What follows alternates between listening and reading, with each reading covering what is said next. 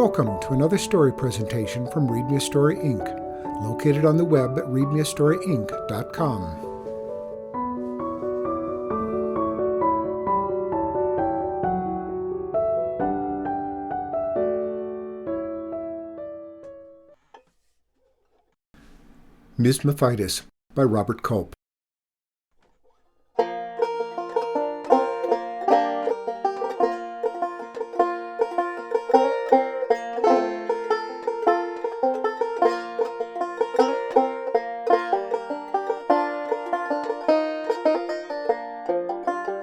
With supper over, I went out to find some entertainment to occupy me till dark. I headed for Ma's hollyhocks alongside the garden fence, thinking maybe I'd trap a bee in a blossom and listen to 'em buzz. Surprise, no bees. A quick check of the moonflowers and clover proved the bees weren't around. For a minute I was stumped. This time of fall, those bees were bound to stay out long as there was light. They had a lot of storing up to do before Jack Frost put an end to the flowers. Then I recalled what Uncle Jake had taught me. A bee was never caught in a shower. When bees stay near the hive, rain is nigh. I squinted at the sky. There was a good drift of clouds moving in from the east. I ran down to the giant live oak standing next to the creek. Pa had sung me this one. Moss dry, sunny sky. Moss wet, rain you'll get. The moss on the north side of the oak's trunk was so wet I could mash water out of it. If that wasn't enough to churn the butter, just then Ma's #1 Rhode Island redcock commenced crowing. Since I was a tyke I'd known, when the rooster crows at night, he says that rain's in sight. And sure enough, in a short minute the sky was purple-gray, and big drops began splattering onto the oak leaves. I settled against the trunk and watched the creek jump. Soon the rain was solid. A clap of thunder sounded right behind me. The shower hadn't soaked through my oak umbrella yet, but I was leery of staying under the tree with lightning around. Pa lost a fine Jersey cow summer before last when a bolt hit the hickory tree she was standing under. I thought about going to the house. It was a while before bedtime. Ma was sure to find some rainy day chore for me, like scouring the stew kettle, or blacking the stove when it didn't even need it, or spelling words she gave me whilst she busied about the kitchen, or reading my lessons out loud to her. At the house there was no end to possibilities, none particularly fetching. So, for lack of another choice, I ran across the yard into the barn. It was still light outside, but in the barn night was well started. The place was as dismal as the cattail bog on the night of the new moon. But the barn was dry. Pa kept the barn tighter than the house. A tarnel haze of fine dust hung in the air. My nose reacted as usual. "Ka-choo!" it said. "Ka-choo!" said I. I always agree with my nose. "Why, bless you, young man," said a voice out of the gloom. "Who's there?" I whispered. I caught a glimpse of white in the dark. A pair of sharp eyes glowed at me from the corner where the hay was thrown down from the loft. "Why, I'm Mrs. Mephitis, dear boy. We've howdied several times this summer from a distance, of course." She stepped out toward me. Now I recognized that white, the familiar V-shaped stripes of one of our neighborhood skunks. "Well, yes, ma'am. I was just leaving. Well, nice to see you again." I would have scooted out the way I came in, but she had me cut off. "Now just sit down, young man. You're not going out in this storm. You'll catch your death of cold." She sounded like Cotton's ma lecturing me. Funny how mothers get even more concerned over somebody else's kid. "Well, no, ma'am. Well, yes'm. I'll just sit over here against the wall. Don't bother about me. You go on with whatever you're doing, Miz Mephitis." "Oh my, such a polite young man. I wish my children were here to see your example." "Well, your family's not with you, ma'am?" I reached my arm behind me till I touched the wall. But slow-like I backed up so I was plumb plastered to it. "As much as they ever are these days." She took another step toward me. "I left them in the orchard looking for beetles in the stone wall. I doubt they have sense enough to come in out of the rain." "Beetles? Do you like beetles, ma'am?" I scrunched against the boards. There was no place for me to go. "Oh, they're delicious, but when the rain threatened I came in here to find eggs." "And your kids didn't follow you, Miz Mephitis? Every time I saw you this summer there were those 6 little skunks tagging along single file like a parade." Oh, weren't they precious? How nice they looked, tails high in perfect step. Oh, they made my heart burst with pride. She almost glowed, remembering it. They were babies then. Now they're adolescents and they think they're grown up. Why, they'll be 6 months old next week, and there's no controlling any of them. I told them to come with me. I'd show them where the eggs were. But no, they were bound and determined to flaunt their independence. Actually, I was sort of glad the 6 kids hadn't followed Miz Mephitis into the barn. She wasn't causing me much worry, long as I stayed put. Still and all, I wasn't prepared to sit looking at a room full of skunks. Well, of course, she went on, I am pleased they're willing to forage for themselves, even if they don't know all about it yet. They were such a bother to keep fed.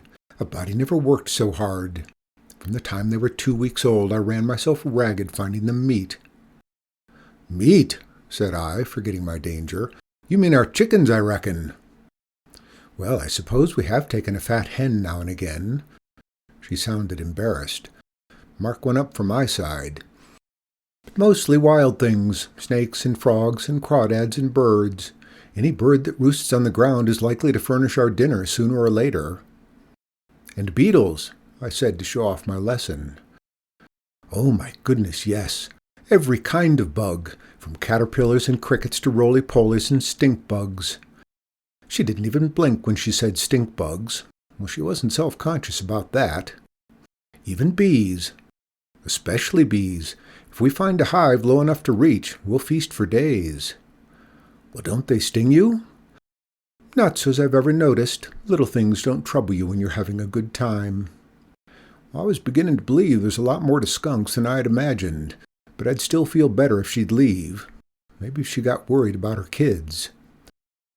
Miz Mephitis, hadn't you ought to check on your young'uns? Might be something'll come along and bother the little fellers. Oh, fiddle-dee-dee, dear boy. Everyone respects us skunks. Even Mr. Bear steps off the path for us. I don't think we have any enemies those young skunks need fear. They're kind of dangerous, young as they are. I didn't want to be pushy about that issue, but I was curious. Oh, more so because they're young. They're fully armed, and at their age they get excited and blast away at the slightest provocation. Often it's some unruly and ignorant hound pup. She smiled. I knew what she meant, Flitter's pups. All the dogs had gone with Pa to the upper pasture after dinner, but it was fast getting dark. Well, they'd be back any minute if the rain hadn't already chased 'em home. I didn't want the pups to tangle with the young skunks, or with Miz Mephitis for that matter. I had to do something soon. First, I thought I'd better check Miz Mephitis's intentions. Well, you don't blast away like your kids do. Oh, no, indeed, young man, not if I can help it. There's seldom a need to, and I would never spray anyone without giving fair warning. What kind of warning? Well, I stamp my feet and snarl as fiercely as I can. That usually suffices. Well, yes'm, I'll remember that. I was getting a powerful education this evening. Anyhow, Miz Mephitis, I think you best be taking your kids away from our barnyard before someone happens on 'em. I had to get her moving. Folks round here don't hold with polecats. Claim you eat too many eggs and chickens. Hoo-wee, did she swell up at that? Well, I reckon I pushed a little much. Polecat, she sniffed. Indeed, we skunks consider that word a slur. Beg pardon, ma'am. I didn't know. Well, from here on, it's skunk by me, word of honor. I was truly sorry. Oh, dear boy, I'm sure you meant no offense. She switched back to her lecturing voice. But you folks are wrong to declare war on us over a few chickens. We skunks pay our way. We do a good job of keeping down the rodents and insects around the place. Why, in your barn I've wiped out a dozen nests of mice already this summer. How can you begrudge me an egg now and then? Well, yes'm, I know skunks are valuable. Uncle Jake swears by his skunk fat cold medicine. Skunk fat? Well, I never. That's horrible. She was upset, no doubt about it. Her legs were stiff and all her fur was standing on end. Well, you don't suppose a skunk gives up any fat willingly? She stamped her forefeet at me. I froze. I didn't even breathe till she quit sputtering and began to calm down. Finally her fur lay flat and things looked safe again. I took a slow, deep breath. Dear, dear boy, I'm sure you didn't realize how you hurt my sensibilities. Youngsters never do. Well, I'm sorry, Miz Mephitis. I believe you are. Don't worry your little head about it. You'll learn. You're a fine, sensitive lad, I can tell. She sighed. I said we skunks had no enemies. That's not quite right. It's true a man with a gun is a real threat to a skunk. It seems unfair, standing back out of reach like that. Well, it didn't seem right, but I wasn't anxious for her to blame people, not while she had me cornered. Miz Mephitis, you must have some natural enemies. Everything does. Well, only one, really. Owls kill skunks. In the dark, our white stripes are like a beacon to an owl's night eyes. She turned thoughtful. I'm a widow, you know. Early in the summer. It was a warm and beautiful night. We were walking down the path by the creek. I knew where some turtle eggs were buried. We never heard a sound. She sniffed. This time she was crying. Suddenly Mr. Mephitis was lifted up in the air in the cruel claws of the great horned owl. It was a minute before I grasped what had happened. There was nothing to be done. She was silent for a long time. I've had to raise the children by myself. It's been hard. Perhaps that's why they misbehave so. Well, I'm sure they're good kids, Miz Mephitis. I didn't know what to say. Neither of us said any more for a while. The rain had let up. I heard Paws whistling outside, and I panicked. Flitter and the pups would be with him. Well, he was bound to come into the barn. For sure we were in for point-blank spraying. The barn door swung open. Paw and Flitter stood blocking the way, both of them blinking at Miss Mephitis, as if they couldn't believe there was a skunk 10 feet in front of them. Miz Mephitis was as cool as first frost. She arched her splendiferous tail, pointed her nose into the air, and marched straight for Paw and Flitter. Paw and that hound dog backed off to either side, and Miz Mephitis walked proudly between them. Why, she acted just like Ma going to church all spiffed up in new finery. Flitter was a smart old hound. She never made a move towards the skunk. I was worried that the pups would spot Miz Mephitis and cause a real ruckus. But the pups were still romping around up on the hill, fortunately.